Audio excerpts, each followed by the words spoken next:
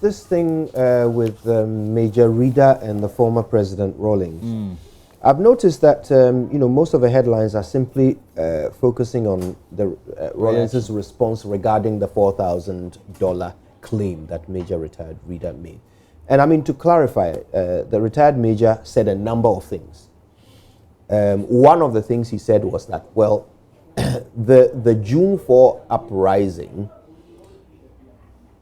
wasn't really in response to some groundswell of people's desire for blood or, reform or anything. That it was mainly the former president himself whose personal circumstances had changed. He had become broke, so he got annoyed and decided to take up arms and, do something about it. And we had June 4. So when the former president responded, he responded to a number of things, not just the 4,000. In fact, the 4,000 was almost mentioned in passing. Former president was like, okay, so this your 4,000 you are mentioning, me, I don't remember it. But even if it did happen, it would make sense because I had some course that I had to go and do in India. And I had to cancel it. And the stipend was 4,000. That's right. I had to cancel that course to come back and help install General Ekufu. Rawlings was part of the, the soldiers who undertook that operation to replace Achampong with the Kufu. Yeah, so he said, I had to come back and do. So if there is some 4,000, it's probably that. But how do you say that the entire revolution was because I had to refund 4,000?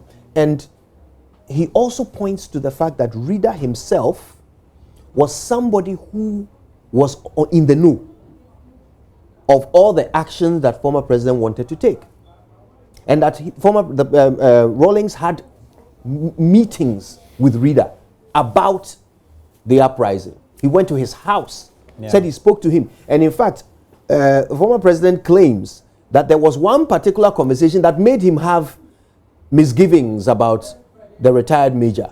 That the retired major said made a racially derogatory, ethnically derogatory comment about someone who the former Rawlings was considering, to add to the team that were going to undertake the uprising. Major Rida said something derogatory about that person. And from that point onwards, the former president had misgivings. So there are a lot of things that the former president seems to be bringing out in response to the major's position, which he expressed in the interview with Raymond Akwa, that this whole uprising, it wasn't the people's desire. So I think at this point, it's up to us to also make a certain judgment. We don't have to rely on one person's word or the other. I mean, this uprising, we know what accompanied it. We know. We saw the headlines. Even if we were not there, we saw the headlines. We saw what people said. When Rawlings made that speech at his trial, we know the response that met that speech. The ordinary Ghanaian. So we don't have to rely on somebody's word. I think some of these things, we know what happened. History tells us.